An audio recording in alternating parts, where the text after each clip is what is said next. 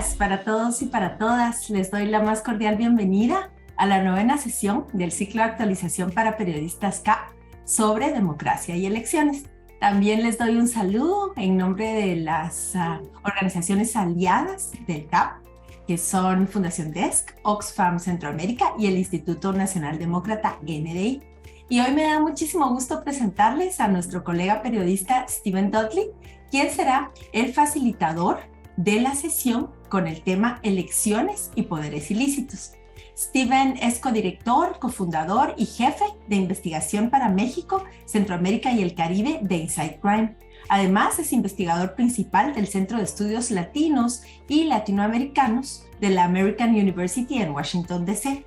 En 2020 publicó su segundo libro, MS-13, la formación de la banda más famosa de Estados Unidos, que en 2019 ganó el premio Lucas. Steven también fue jefe de la oficina del Miami Herald en la región andina y autor de otro libro, Armas y Urnas, historias de un genocidio político. Dudley también ha sido corresponsal desde Haití, Brasil, Nicaragua, Cuba y Miami de la National Public Radio y del Washington Post, entre otros medios. Cuenta con un pregrado en Historia Latinoamericana por la Universidad de Cornell y tiene una maestría en Estudios Latinoamericanos por la Universidad de Texas en Austin. En el 2007 recibió la beca de investigación Knight de la Universidad de Stanford y además es miembro del Consorcio Internacional de Periodistas Investigativos. Y muy importante también comentarles que desde los inicios de Ciclos CAP, Steven ha colaborado como profesor, como facilitador y como editor de diversos trabajos de investigación y profundidad. Así que, Steven, muy buenos días. Muchísimas gracias por estar de nuevo en este espacio de formación y gracias por ser siempre un aliado del CAP. Adelante. Muy buenos días, Marielos, los del equipo del CAP y los invitados y invitadas y invitades. Pues me han pedido dar una charlita, aunque no va a ser tan charlita, pero bueno, va a ser como una charla sobre elecciones y poderes ilícitos en Guatemala. Pues quisiera como hacer algo un poco diferente, no tan diferente, pero un poco diferente. Tengo un PowerPoint y todo eso, pero además de eso, pues quisiera como mostrarles algunos de los trabajos que nosotros hemos hecho en Inside Crime y que yo he trabajado en Inside Crime sobre elecciones. Fueron trabajos sobre elecciones pasadas, entonces no es exactamente el tema que están enfrentando hoy día ustedes como periodistas en Guatemala. Sin embargo, pues dan algunos de los elementos que quiero destacar en la reunión de hoy. Además de eso, voy a mostrarles cómo estamos realmente en Inside Crime, cómo analizamos Guatemala, elecciones, poderes ilícitos, cómo se están combinando en ciertos casos algunas alianzas nefastas y preocupantes durante estas campañas.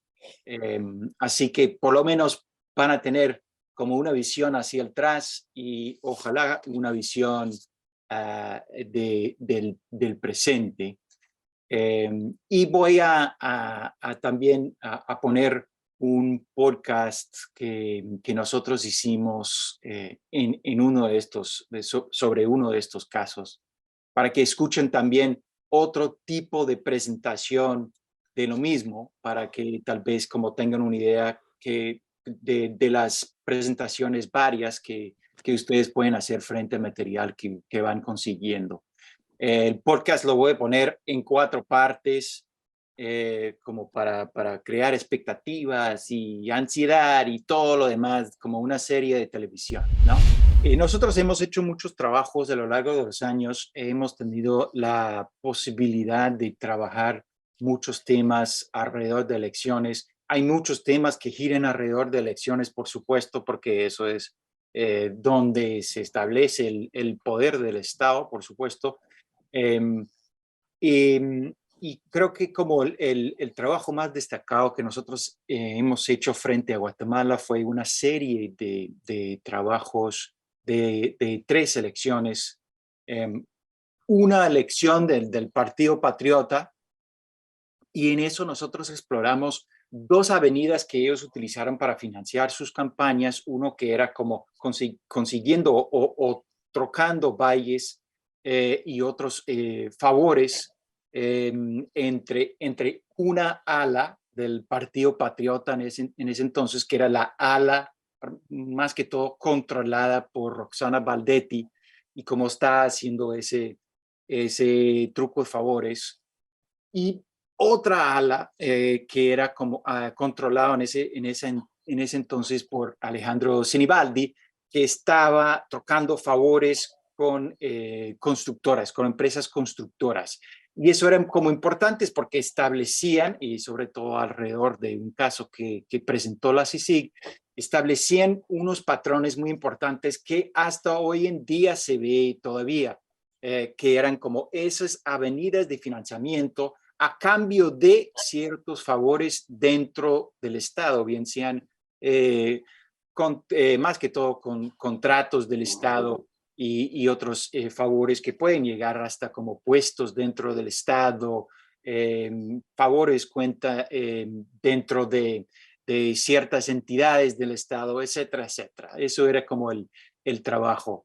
El segundo trabajo que hicimos en ese entonces era un trabajo que exploraba el financiamiento de Jimmy Morales, pero solo de un sector, de las élites tradicionales en Guatemala. El caso más famoso, ustedes conocen súper bien el caso seguramente. Era otro caso que también la CICIG y el Ministerio Público procesaron en su entonces,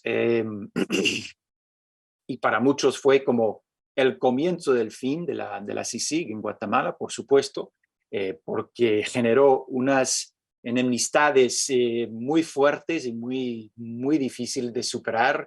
Y hicieron como después de eso, pues hicieron como una especie de alianza, o lo que se llamaban en su entonces, pues un pacto de corruptos, o lo que lo quieras llamar, para poder votar la CICIG. Pero el comienzo de todo este proceso de votar la CICIG comenzó con una investigación alrededor de las elecciones presidenciales de Jimmy Morales. Y el tercer caso que nosotros exploramos era tal vez lo más difícil, porque es como lo menos investigado, lo menos documentado, y lo más difícil de establecer en cuanto a a tener como suficiente confianza y pruebas para poder decir y acertar que sí hubo un financiamiento ilícito por parte de los Zetas, y no solo, y documento también, no solo los Zetas, sino otros grupos, o por lo menos alas de otros grupos, de un grupo en particular, que es Cartel de Sinaloa, y cómo es que ellos canalizaban esos fondos a través de unos operadores arreglistas, como nosotros nos gusta llamarlos, que trabajan alrededor de las campañas varias, porque siempre hay arreglistas. A veces los llaman ustedes caciques, que caciques también tienen como una connotación de que ellos sean políticos ellos mismos también. En este caso sí era el que canalizaba esos fondos, sí era un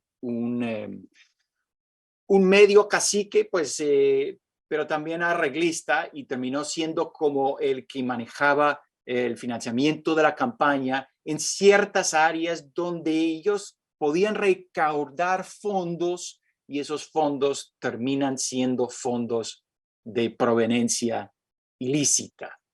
Y ahí es cuando quiero nosotros hicimos no solamente una nota, sino hicimos unos podcasts sobre estas historias. Entonces ese es el podcast que voy a poner completo, pero voy a ponerlo pues ponerlo para ustedes en pedazos.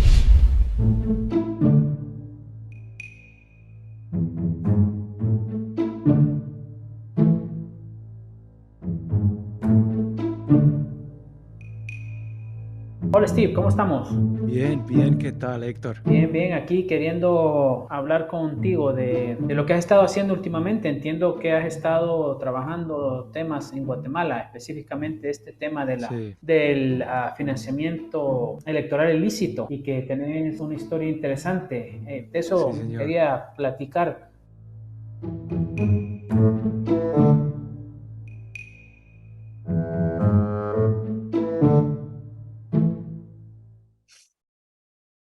Contame, ¿cómo empezaste, cómo llegaste a esta historia que has estado trabajando?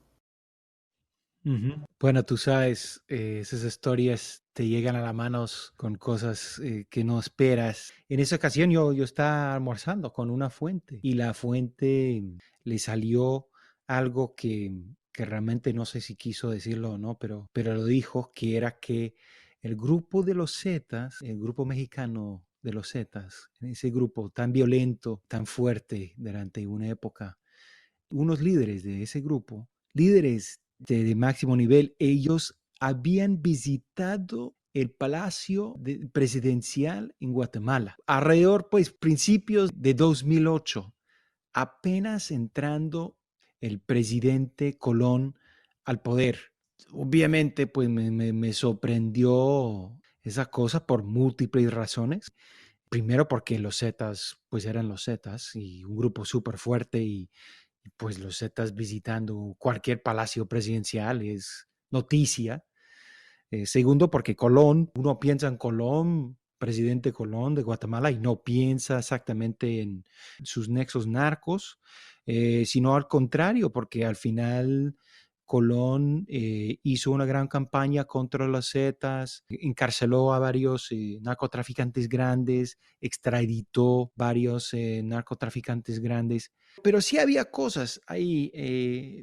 Me recordó de, o sea, esa charlita me recordó de una nota que había escrito en 2010, en la cual el grupo de los Zetas, a través de una emisora chiquita en Cobán, que es la capital de Alta Verapaz, un departamento en el corazón de Guatemala, a través de un DJ en una emisora habían emitido un comunicado. Eso fue en 2010, o sea, terminando la época de Colón. En ese comunicado habían dicho que habían financiado la campaña de Colón. Queremos que sepa el país que el presidente Álvaro Colón recibió 11.500.000 de dólares antes de cerrar elecciones de este país y pagará por no cumplir. Con culpables o inocentes empezará la guerra en este país. Y Colón había traicionado a ellos. Obviamente llama la atención. Y en ese comunicado también hablaban de ciertos personajes, dentro de ellos un tal Bigote, el Bigote decían, y de Colón había traicionado al Bigote, que Bigote era el intermediario, el que entregaba los 11,5 millones de dólares que los Zetas habían entregado a la campaña de Colón. Entonces ahí comenzó todo. Cumples tus promesas o pelea, viejo gangoso. Mataste a Bigotes y entregaste a turcios a los de la DEA porque ellos fueron las personas que te dieron, y sigue, te dieron el dinero. Ahora solo faltas tú. Y agrega, si este mensaje no lo sacas de la... Obviamente lo que se trata en ese caso y en los casos anteriores es el financiamiento político. ¿Cómo dividimos ese financiamiento político? Pues se puede dividir de varias maneras. Obviamente existen múltiples categorías de personas, de intereses económicos, de clases sociales. Entonces, dependiendo de lo que cubras, pues vas a estar generando categorías que te sirvan a ti. y tu cubrimiento y tu entendimiento de lo que son las elecciones. Estas categorías que estás viendo en la pantalla son las categorías que me sirven a mí como grandes categorías de financiamiento político, sobre todo cuando estamos hablando de financiamiento político de una manera ilícita o en áreas grises, por decirlo así, si estamos hablando de las contribuciones de ciertos actores que no necesariamente son ilegales, pero a veces como pasan como detrás de la cortina o de alguna manera un poco oscura, por decirlo así. Entonces, si pasamos como, como categoría por categoría, élites tradicionales, ¿a qué me refiero? Me refiero a los grupos económicos como más poderosos del país tradicionalmente, ¿no? Ahí estamos hablando más que todo de CACIF, ¿no? Del famoso CACIF, ¿no? Obviamente, dentro de CACIF hay muchas divisiones, no voy a entrar en detalle en las divisiones, incluso puede haber divisiones dentro de algunas de las cámaras del mismo CACIF y dentro de algunos de los mismos, de las mismas empresas dentro de CACIF. Entonces, hay divisiones. Entonces, eso puede ser como un árbol también debajo de tus categorías. Puedes construir un árbol de diferentes intereses y cómo se van uniendo con ciertos intereses políticos o candidaturas políticas, ¿no? Segunda categoría, élites emergentes. Ahí, más que todo, estamos hablando de ciertos intereses económicos que han surgido en los últimos 30 años. Más que todo, piensa, por ejemplo, en cuestiones de farmacéuticas o medicinas y actores como Gustavo Lejos, ¿no? O actores como telecomunicaciones, ¿no? El famoso Mario López, el Tigo, ¿no? Ese tipo de intereses es lo que llaman, lo que yo por lo menos llamo, y eso básicamente también estoy sacando de trabajos que se han hecho de la Fundación Minamac, de CICIG, de otros, de Edgar Gutiérrez, de otros que también han agrupado este tipo que han hecho este tipo de categorización también. Élites emergentes, ¿no? Es otra fuente, ¿no? Luego hay, y eso es como una cosa que está súper importante hoy en día, y voy a mostrarles un ejemplo ahora, que son las redes de corrupción. Hay como una especie de carrusel de corrupción dentro del mismo Estado, que es como para poder prolongar el mismo poder tanto de los caciques como de los partidos, digamos, de los diputados, como de los alcaldes, como y intersectando con algunas empresas, muchas veces son empresas de empresas constructoras o otros que necesitan o trabajan con el Estado, empresas de seguridad, empresas de telecomunicaciones, etcétera, etcétera. Entonces, existe como una especie de carrusel, y esto también les voy a mostrar un poco más tarde en casos de obras públicas, pero existe como un carrusel, y dentro de ese carrusel, pues, se financia ciertas campañas o muchas campañas, realmente, ¿no? Incluso hay acusaciones de que el mismo presidente Giammattei recibió de estas redes de corrupción para poder ganar las elecciones en 2019, ¿no?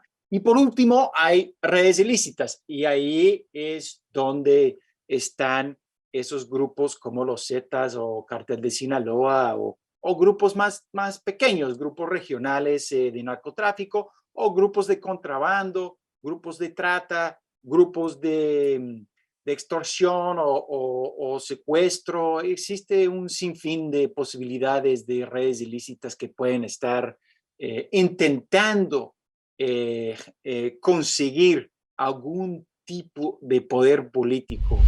En el caso de Jimmy Morales, por ejemplo, de lo que ya mencioné, podemos hablar seguramente recibió de muchas de estas categorías, pero en el caso nosotros intentamos hacer un análisis y una investigación alrededor de una sola fuente, que era élites tradicionales.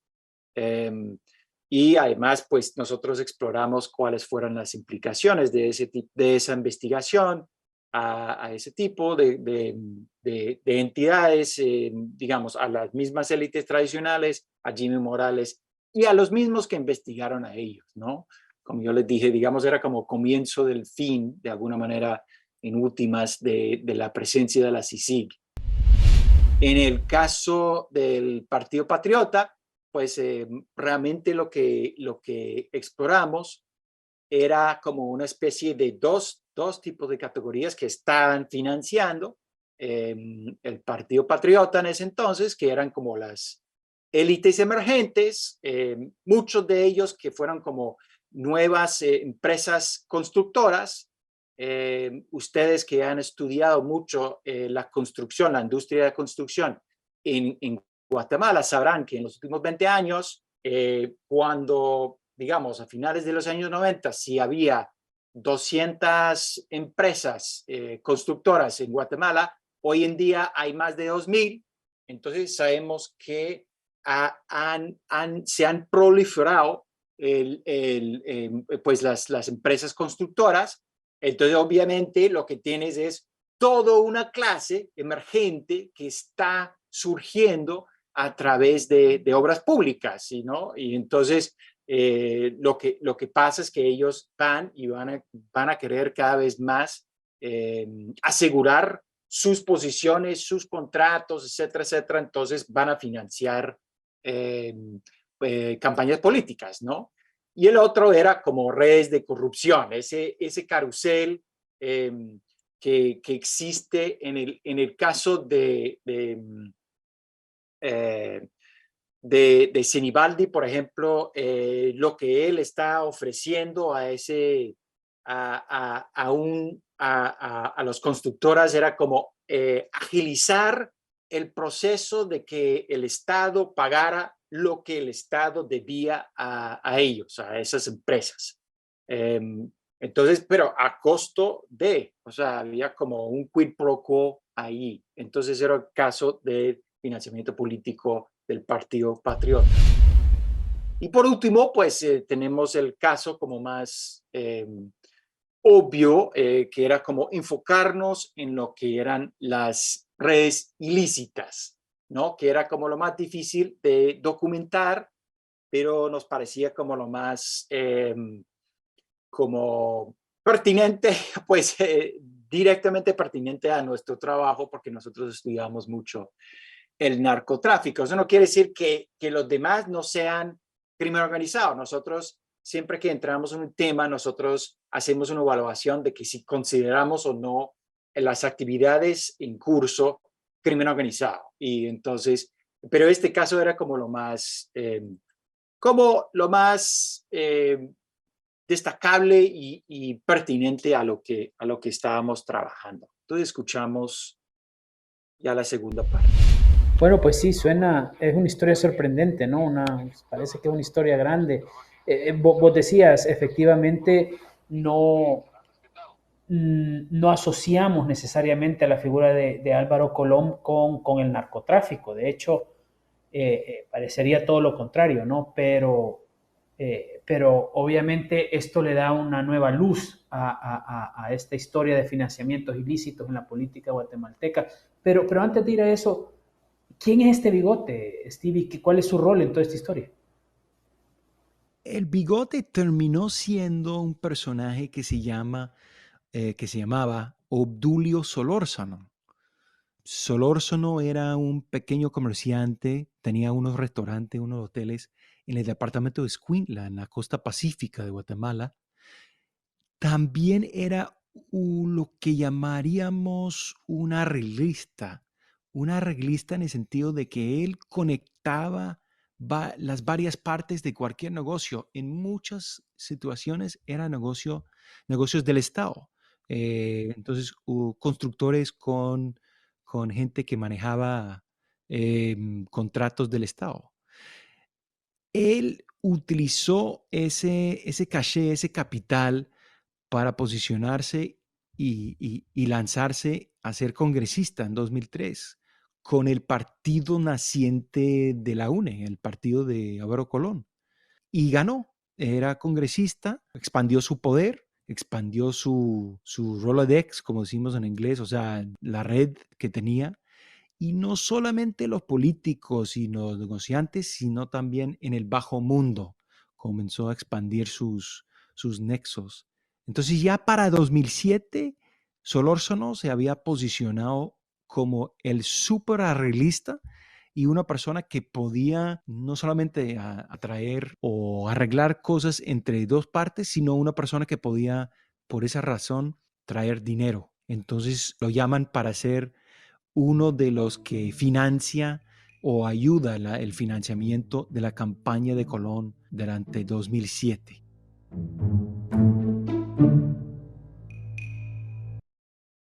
Obviamente, pues en ese caso es nuestro cacique / arreglista, ¿no? O sea, ese es Solórzano.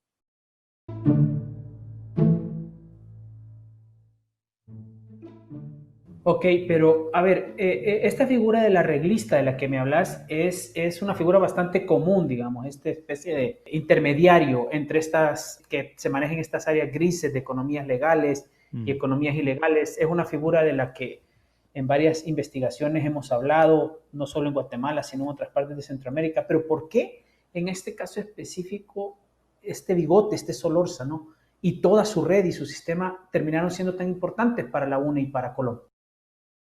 Bueno, por una razón muy sencilla, porque la UNE necesitaba tipos como él y otros también, ¿no? Había otros arreglistas dentro de la campaña, por supuesto, pero necesitaban personas como él porque no tenían financiamiento tradicional de las élites tradicionales, porque Colón, aunque era de la pequeña élite, por decirlo así, lo habían rechazado, lo habían marginado de sus círculos. Era de esos círculos, conocía a esa gente, pero esas élites no querían hablar con él. Por múltiples razones, él era candidato del grupo de exguerrilleros que se habían formado un partido político a finales de los años 90. Se había casado con una mujer que ellos consideraban guerrillera, aunque no era guerrillera, pero al menos izquierdista, y había traicionado su clase. Eso es como la traición peor que se puede hacer. Entonces no tenía financiamiento de ellos, necesitaba financiamiento de alguien, y ese alguien venía del otro lado, y era como de la clase, lo que podríamos llamar, o lo que llaman en Guatemala por lo menos, clase emergente. Y esa clase emergente incluye narcotraficantes, gente que anda en cosas nefastas a veces. Y la llave a esas personas eran personas como Solórzano. Y UNE necesitaba a esas personas y ese financiamiento para poder ganar las elecciones. Y por su honor de ciudadano guatemalteco, ser fiel, leal y obediente a la Constitución Política de la República, cumplirla y velar por su cumplimiento. ¿Jura usted fortalecer el Estado de Derecho y para el efecto cumplir, respetar y velar por el cumplimiento de las leyes de la nación? Y al final lo logra, entiendo, gracias a la gestión, digamos, de personajes como Bigote, ¿no? Como Solórzano. Entiendo esa parte, entonces, que estos arreglistas, estos fixers, se convierten en vehículos importantísimos de financiamiento y en este caso en específico de financiamiento y de atracción de votos y apoyos en el campo, ¿no? Que como nos contás es tan importante, termina siendo tan importante para la UNE.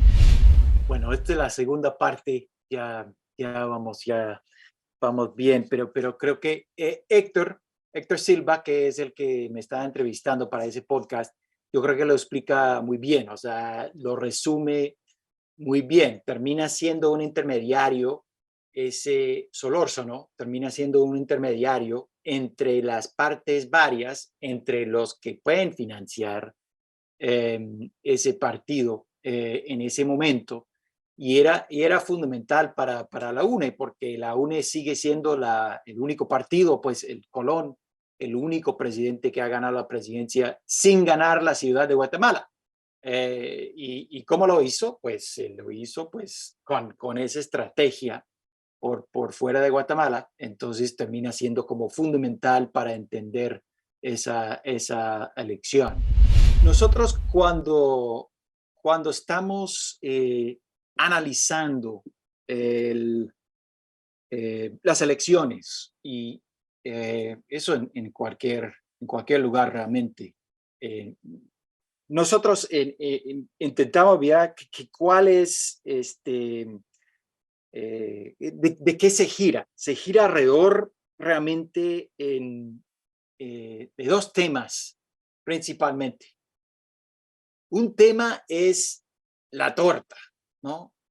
Y esta es la torta del Estado que tengo acá, que es un poco, pues, cuáles las partes del Estado que yo puedo controlar y hacer plata de esa parte de la torta, o comérmelo, ¿no? Como quieras, pero igual entienden la idea, ¿no? De que existen ciertas entidades que yo tengo que controlar, y esto obviamente no es una lista exhaustiva de todas las posibilidades dentro del Estado, sino algunos ejemplos ilustrativos de las posibilidades y de algunos de los más grandes, ¿no? Por supuesto, salud, medicina, ya hablamos un poco del famoso Gustavo Alejos, que realmente se construyó su poder a través de ese control.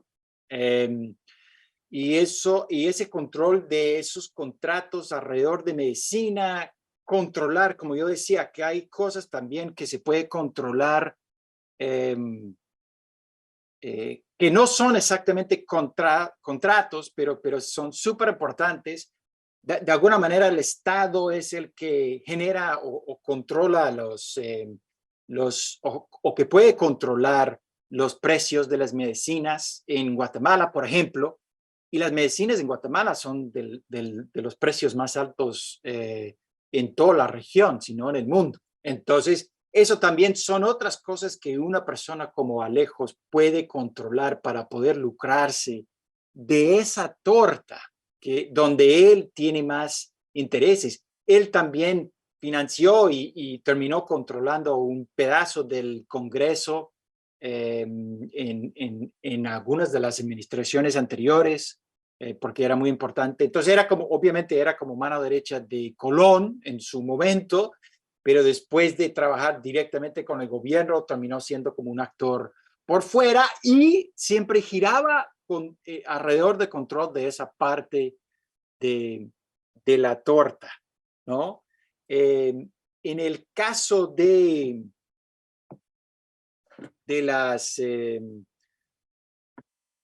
los actuales, podemos comenzar con el mismo oficialismo, ¿no? Y qué ha sido su jugada o digamos su eje de poder, y realmente el enfoque de ellos ha sido en combinar algún control en el Congreso y en el Ministerio de Comunicaciones y Obras Públicas. Eso ha sido como la gran jugada realmente desde antes de llegar al poder, porque sabemos que su propia campaña, por lo menos acusaciones, porque no se resolvió por otras cosas, no se resolvió el problema, la investigación, pero por lo menos hay testimonios de que realmente eso fue el quid pro quo para que él fuera presidente, pues entonces tiene alguna ayuda y eso es a través de los sobornos. Entonces es como el mismo carrusel del cual yo hablaba antes, y eso termina siendo su parte de la torta, no es la única parte, pero es como la parte principal, donde él y su asesor principal, Miguel Martínez, digamos, se mueven y donde ellos pueden conseguir también abrir posibilidades para sus aliados o añadir aliados. Y eso ha sido como lo más interesante de este proceso, porque lo que hemos visto es que el mismo presidente y Vamos, pues se han ido uniendo aliados en el Congreso, de la Unión del Cambio Nacional, de Viva, Valor, Frente de Convergencia Nacional, FCN Nación, todos unionistas, humanistas, Bienestar, Creo, Podemos, todos estos durante la época de Yamatei se han aliado con con ese bloque oficialista por ese mismo carrusel del cual él puede generar desde la presidencia. Él y su asesor principal pueden generar desde la presidencia, que funciona como un pequeño carrusel que es a través de obras públicas. Ya pueden generar alianzas dentro del Congreso. Esos dentro del Congreso a veces son como caciques regionales, a veces simplemente son diputados, pero ellos son los que están siendo los filtros por los cuales pasan recursos del Estado a nivel local, a las alcaldías, y ahí entonces se va generando como otro tipo de alianzas, y esos se van pasando por las empresas constructoras, que pueden ser completamente provenientes de dinero completamente legal, o provenientes de empresas constructoras que pueden provenir de otros sectores un poco más nefastos. Y luego estos se van dando a las mismas campañas, etcétera, etcétera. Entonces ustedes pueden ver cómo puede funcionar este tipo de carrusel de corrupción, ¿no? Y esto todo se genera porque ellos controlan ese parte del pastel, ¿no? Eso por parte de este grupo, ¿no?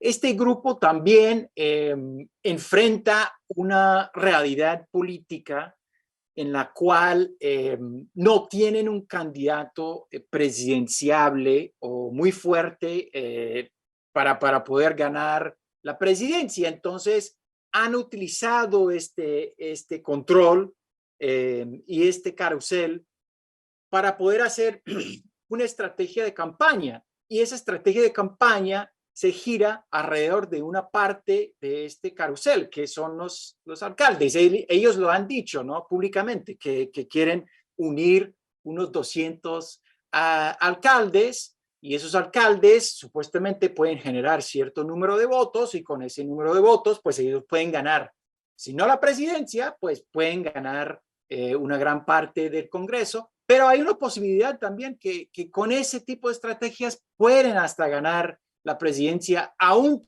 teniendo un candidato que no sea como de los más destacables. Entonces, pueden ver cómo este tipo de carrusel de corrupción pueden llegar también a generar otro tipo de estrategias políticas en la actualidad, que pueden generar una segunda vuelta en la cual tenemos un candidato o bien del mismo partido del presidente o un partido aliado del presidente, pero donde ellos pueden estar compitiendo en la segunda vuelta, y ellos seguramente aspiran estar enfrentando lo que es la que ha perdido en dos campañas consecutivas la segunda vuelta, que es Sandra Torres. Entonces eso sería como su su estrategia, pero ustedes pueden apreciar que su estrategia gira alrededor de la corrupción, de controlar una parte de la torta, de generar ese tipo de carrusel constantemente. Eso sería como, pues, entrando en lo que es el poder de la UNE, es pensar básicamente en dos cosas. Uno que ellos controlan, que tiene una bancada, la bancada más grande en el Congreso, y obviamente eso es como su base de poder. Eso lo hemos visto en los últimos meses, incluso en la manera que ellos van, digamos, haciendo alianzas, incluso con el mismo partido oficial, con Vamos, para poder tener la candidatura de Sandra Torres con luz verde, ¿no? Y eso es un poco lo que ellos han estado jugando dentro, con su poder del Congreso. Pero dentro del Estado, su poder realmente, o su parte de la torta, es que tienen operadores o tienen políticos dentro del partido que han sido como muy importantes en el área de puertos. Y obviamente el caso en el cual me estoy refiriendo es el de Estuardo Vargas, ¿no? Que manejaba Santo Tomás y pues ahora no es, ha recibido un golpe por las sanciones internacionales, donde él sale como beneficiario de ese tipo de cosas corruptas. Pero igual sigue siendo como una figura importante dentro del partido, y como podemos apreciar ya con trabajos mismos de redes que giran alrededor de la candidatura de Sandra Torres, y cómo es que esa red está posicionada en ciertos espacios claves, y cómo es que esa red controla, o por lo menos ejerce control sobre grandes partes de esa parte de la torta. Hay otras partes de la torta que ellos pueden controlar. Lo que me han comentado, por ejemplo, es que ellos pueden generar o pueden tener una influencia en cosas como RENAP, que sería más bien como la parte de la torta de seguridad, y donde hay un sinfín de cosas que uno puede vender, digamos, cosas legítimas, ¿no? Pasaportes, como identificaciones, todas esas cosas, pero también cosas ilícitas, ¿no? Como todas las identificaciones falsas que se van viendo de ciertas nacionalidades que van pasando por Guatemala y luego llegan a la frontera de Estados Unidos y van encontrando todo tipo de identificaciones falsas donde se han ido como generando desde un lugar como RENAP, ¿no? Ustedes que han estudiado eso saben que esa entidad en particular ha sido un sitio muy importante de pelea entre las partes varias. Y estos son, debo destacar, estos son, digamos, los bloques más grandes que estoy percibiendo. Obviamente hay más bloques de candidaturas, porque realmente estamos hablando de candidaturas, sobre todo cuando estamos hablando de oficialismo. Es todo un movimiento, ¿no? Es todo por eso lo decimos bloque, ¿no? Bloque de ellos que están intentando seguir con control total de obras públicas, entre otras cosas, ¿no? Esto desde antes, pues ser los que están manejando este carrusel de corrupción. Tenemos estos de la UNE, que también es una candidatura, porque realmente lo que hemos visto es que existe un techo de apoyo de la población hacia la candidata presidencial que tiene la UNE. Entonces realmente su plan o su estrategia es parecido a lo que es Vamos y oficialismo, y puede que los dos lleguen a la segunda ronda, que para los de Vamos sería como el mejor resultado que ellos pueden esperar. Podemos ver también que existe una red alrededor de ella que si bien también tiene contactos y tiene poder alrededor de cosas como puertos y aduanas, y eso lo que genera es toda una economía, digamos, un control sobre una economía lícita, por supuesto, pero también una economía ilícita. El control de puertos es de suma importancia para grupos de narcotráfico, para contrabandistas, etcétera. Entonces, ustedes se pueden imaginar qué tipo de poder le da si tú tienes la llave de la casa. Y eso es un poco lo que tienen de cierta manera en ciertos espacios, en ciertos puertos. Y luego, pues, el tercer bloque que quería destacar es el bloque de valor unionismo. Y digamos, ¿cuál es el análisis alrededor de ellos? Es que ellos lo que controlan y lo que quieren seguir controlando son dos partes de la torta muy importantes. Una es la parte de seguridad, y eso porque Ríos obviamente viene de una familia militar y que tienen esos nexos históricos con militares. Tienen afinidades entre esas familias de militares, y aunque no se ha tal vez declarado abiertamente apoyo a ella, se ve que como se aglutinan a su bloque, a su movimiento, a su candidatura de varias maneras.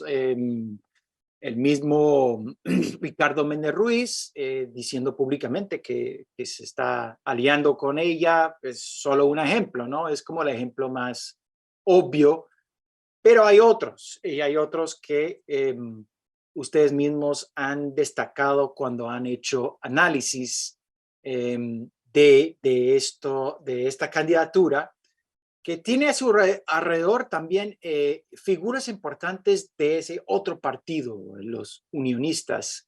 Y los dos tienen algo en común, y es que tienen ese nexo con exmilitares, y esos militares tienen influencia en los... y en áreas como seguridad. ¿Y por qué tienen influencia ahí? Porque tienen esos nexos históricos, tienen personas en posiciones de poder dentro del Estado, tienen un poder también dentro de las empresas de seguridad privada que manejan muchos contratos con el Estado, etcétera, etcétera. Y bueno, en el caso de unionismo, por supuesto que ha controlado Guatemala, la ciudad de Guatemala, durante 2 décadas. Entonces tienen en su poder lo que genera alrededor de 80% del PIB del país, y entonces se pueden imaginar la cantidad de plata que se va pasando por ese pequeño, que no tan pequeño carrusel que existe solo en la municipalidad de Guatemala. Y eso también es un poder gigantesco, como hemos observado a lo largo de los años con la familia Arzú.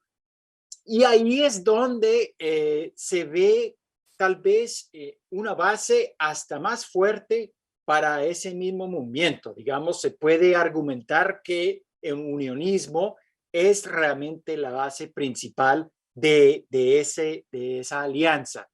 Eso se puede ir cambiando, pero en este momento es como un análisis que se pueda hacer simplemente mirando esto y mirando los logotipos que hay al lado de las fotos de las personas que giran alrededor de Suri Ríos. Uno puede observar que el unionismo es como una parte súper importante para esa agrupación.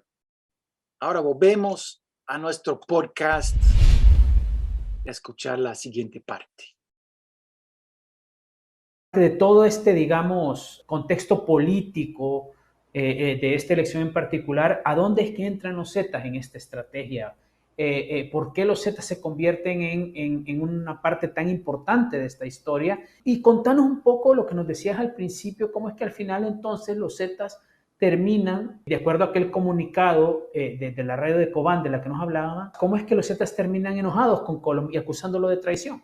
En el momento en el que hay una campaña en Guatemala en 2007, los Zetas también tienen unas intenciones. Y la intención de los Zetas en ese entonces era independizarse de sus progenitores, el cartel del Golfo. Para poder hacer eso, ellos necesitaban espacio, territorio, una plaza. Y ellos, como buenos militares que eran, entendían que ellos podían controlar una gran parte del trasiego de la droga si controlaban Guatemala. Entonces, estaban entrando en Guatemala en ese entonces. Entonces, necesitaban apoyo político. ¿Cómo llega a tener apoyo político? Pues entregando dinero a campañas políticas.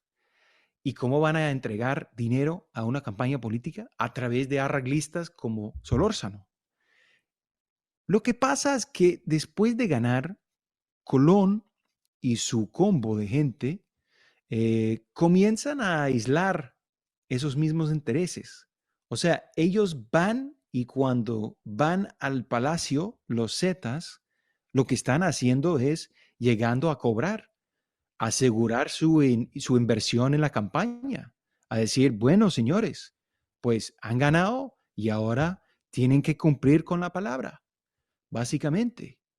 Y lo que pasa es que a lo largo de tiempo las cosas van cambiando. El mismo Solórzano es aislado del círculo chiquito de Colón.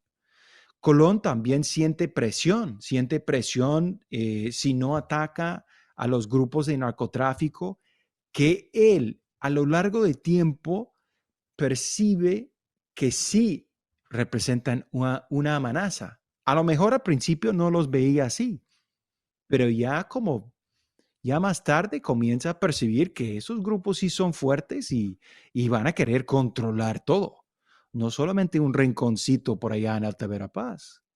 Entonces las cosas van cambiando y aunque Solórzano recibe un premio, por decirlo así, que es en función de lo que él recibe, es un puesto importante en un fondo de desarrollo del Estado que le ayuda a pues, ganar más capital político, social y económico y posicionarse bien. Pero él, cuando hay como esa pelea en el círculo, lo marginan, lo van dejando por fuera, hasta llamarlo un corrupto y quitarlo del gobierno. Y él termina completamente aislado y buscando otros aliados. Y en la manera que él busca otros aliados, se pone en cada vez más peligro. Y termina ya para mediados de 2010 en la mira de un grupo delictivo porque lo matan en la calle, en una calle principal en la ciudad de Guatemala con 35 balas de una AK-47, o sea, no es cualquier muerto. Y entonces por eso los Zetas dicen que Colón traicionó al Bigote en el comunicado. Ahí es la explicación de lo que dicen ellos. Y que al mismo tiempo Colón empieza a atacar a ellos y buscar a ellos y mandar la DEA a buscar a ellos y comienza un estado de sitio en Cobán, que era como su eje de poder. Entonces dicen que entregamos el dinero y no cumpliste. Eso es lo que están diciendo ellos en ese momento. Y las direcciones de donde fue entregado el dinero, y tu presidente eres el que vendió al país a los Z, ahora pagarás el precio. Sorpresas te llegarán con hechos, no palabras. Una prueba será en Alta Verapaz, en estos días en un centro de reuniones de mucha gente. Bueno, entonces, si bien hay una torta dentro del Estado, también hay una torta fuera del Estado que está en juego, ¿no? Y esa torta, pues, el pedazo más grande es el narcotráfico, sin duda. Hay otros pedazos de la torta, por supuesto, pero el pedazo donde más vemos que influencia lo que es el desarrollo del Estado, tanto elecciones como investigaciones judiciales, etcétera, etcétera, como entra en todas las esferas del Estado y influye en todas las esferas del Estado, es el narcotráfico, sin duda, ¿no? Estos otros también, por supuesto, pero el narcotráfico es el número uno y obviamente es el que destacamos en esa nota.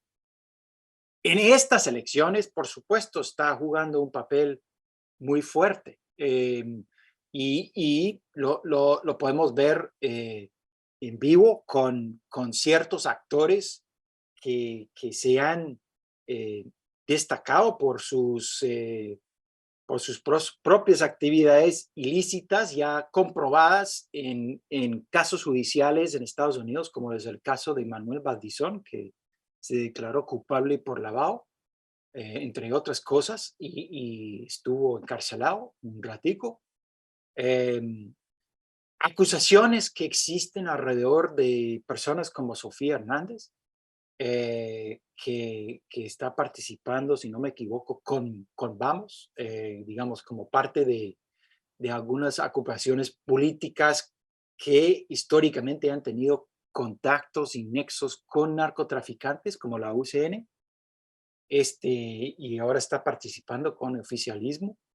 Y luego otros como Edwin Javier alias Tres Quiebres, que primero comenzó como un alcalde, ahora se está postulando con el partido, bueno, lo que vi, la última vez que vi, que con el mismo partido de Valdizón, como candidato a diputado.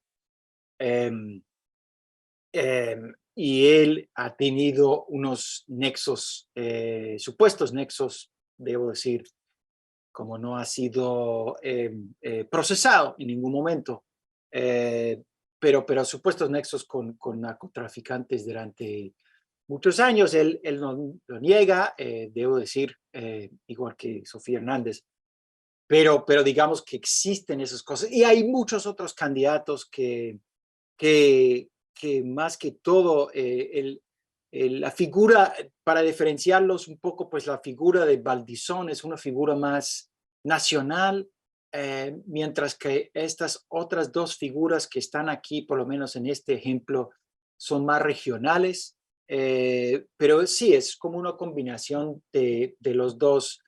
Y ellos también pueden entrar en este carrusel, ¿no? En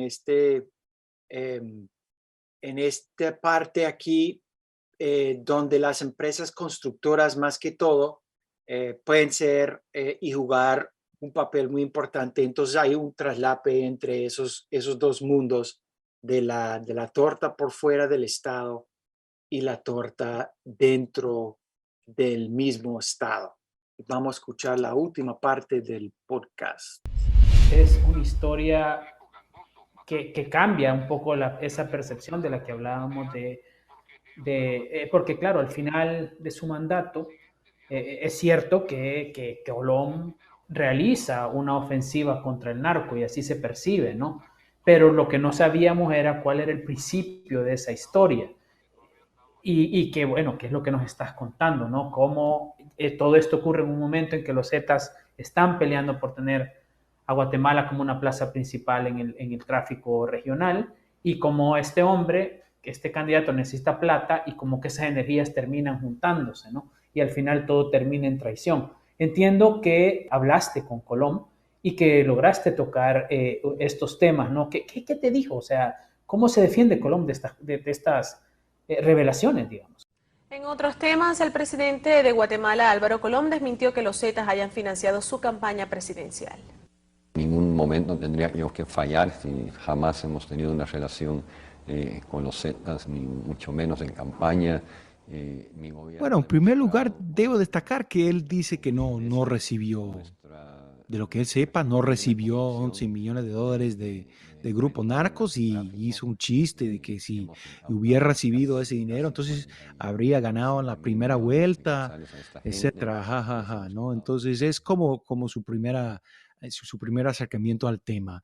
Segundo, dice que prueba de eso es que él odiaba al narco, que él era enemigo al narco, que había ciertos narcos, incluso dice que Juancho León, que era como uno de los principales narcotraficantes en ese entonces, lo tenía como enemigo y el hermano lo tenía como enemigo y que intentaron matarlo en cierto momento, cosa que yo no podía confirmar y no hay registro oficial de eso, de ese atentado.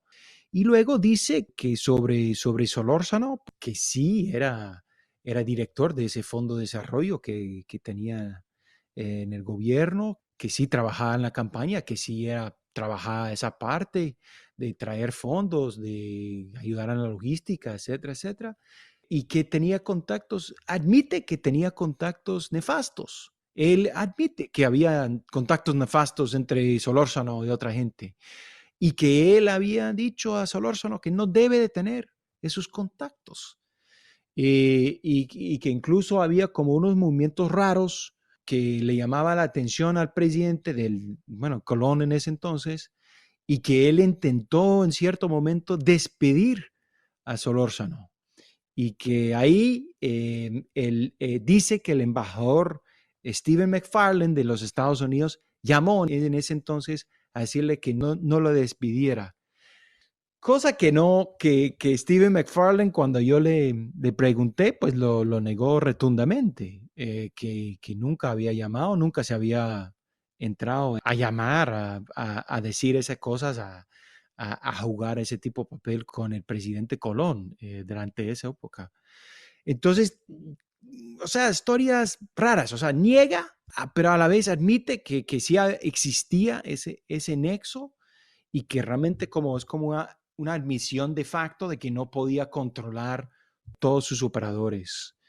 Entonces, ahí queda porque además no hay crimen, o sea, no existía en el código algún crimen de financiamiento ilícito de campaña en ese entonces. Entonces, no hay crimen. Bueno, si bien entonces el objetivo principal de esas agrupaciones políticas o esos bloques políticos es conseguir parte o asegurar parte de la torta o expandir su parte de la torta, eso es como un objetivo. El otro objetivo es conseguir impunidad. Entonces, básicamente, si yo soy un bloque de poder, lo que necesito es una parte de la torta o varias partes de la torta y impunidad. Esas dos cosas, ¿no? Así es el juego, así de sencillo en Guatemala.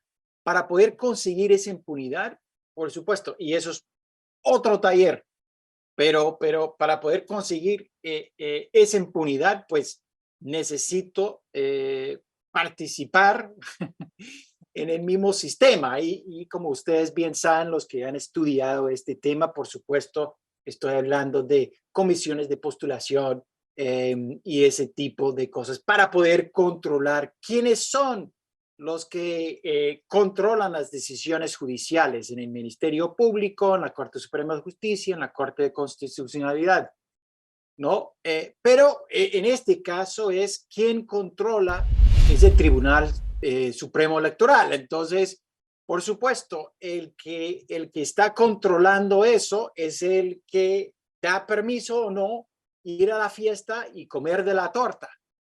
En este caso, lo que hemos visto a lo largo de estos meses ha sido una constante negociación entre varias partes del Estado y girando alrededor de las elecciones. Y son esas tres entidades básicamente que han estado actuando como guardias de la entrada a la fiesta.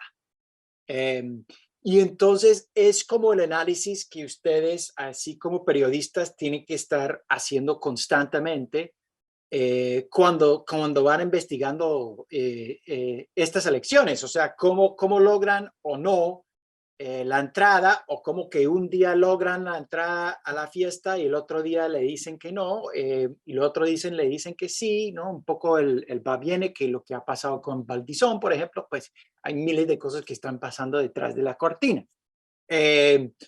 o otros candidatos y candidatas que hay en las elecciones, por supuesto, ¿no? Y eso es un poder que tiene, o uno de los poderes que tiene la presidencia o el oficialismo, ¿no? El que mantiene control sobre el Estado, a veces tiene como ese control, pero no todo el control, porque por supuesto hay poderes independientes que están actuando dentro del Tribunal Supremo Electoral y los otros bloques se han posicionado ahí o van dando algunos premios o algunas promesas o lo que llaman allá en Guatemala cuotas de poder, y lo mismo está pasando en la Corte de Constitucionalidad.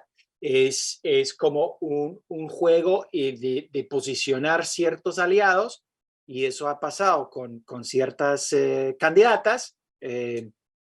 Estamos hablando de Sandra Torres y en el caso de Suri Ríos, ambas que fueron denegadas en campañas anteriores, de repente, ¡puf!, no ha cambiado nada la ley, pero ellas pueden participar, ¿no? Entonces, eso es porque se han posicionado bien en esas cortes. Hay también, además de conseguir impunidad, que ha sido el juego durante estos 4 años después de la salida de la CICIG, es como asegurar impunidad para todos estos intereses. También hay un juego de venganza.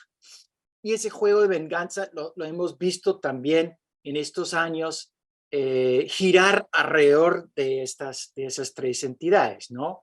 Una entidad que es la presidencia de nuevo, que tiene como unas interacciones directas con el Ministerio Público, principalmente la relación que existe o que puede existir entre la presidencia y Consuelo Porras, y luego hay una entidad por fuera del Estado, que es Fundación contra el Terrorismo, que ha jugado y tiene como una relación casi como simbiótica entre el Ministerio Público y con el Ministerio Público, ¿no? O sea, hay como ciertas denuncias que ellos pueden generar, que generan investigaciones, o se filtran información del Ministerio Público a la Fundación contra el Terrorismo, y ellos van generando como toda una especie de imagen, de mala imagen de ciertas personas para poder generar la inercia, y luego pues empiezan a hacer como un caso contra ellos, y esos casos son los que están generando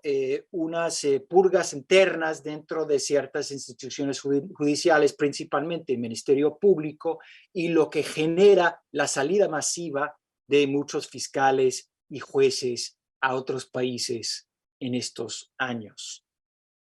Y con eso termino.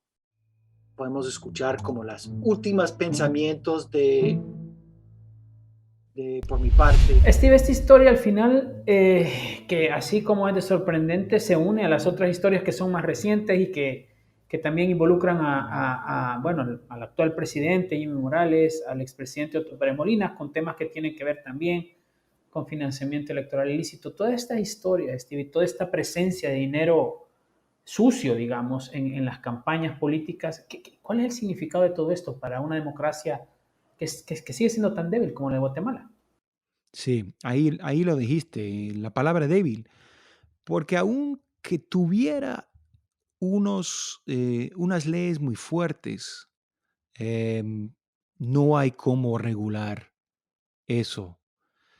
Los grupos que quieren controlar detrás de la cortina van a seguir dando dinero a los candidatos como sea y bajo la mesa, o sea, en esconditis, porque así es, así funciona la política. Y los incentivos son para que ellos den ese dinero detrás de la cortina y controlan las cosas detrás. Y el intercambio es pues una combinación de evitar justicia o de darles contratos o de ayudarlos a conseguir ciertos contratos estatales, o una serie de cosas que ellos pueden conseguir con ese tipo de trato. Lo que querían los Zetas era como una seguridad de que no los iban a tocar. Y durante varios años, varios oficiales que trabajaban en el gobierno guatemalteco en ese entonces me decían que eso es exactamente lo que habían asegurado. Entonces, eso es el gran peligro, de que eso va a seguir. Sí, definitivamente, y lo seguimos viendo, ¿no? Lo seguimos viendo con un caso tras otro que aparece en Guatemala. Steve, un gran tema y una gran plática. Muchas gracias. Bueno, gracias, Héctor. Steven, muchísimas gracias por tu participación en Ciclos CAP. Realmente súper buena la charla que nos permite además reflexionar sobre por dónde cubrir estas elecciones y sobre todo muchas gracias por ser siempre aliado de estos procesos de formación.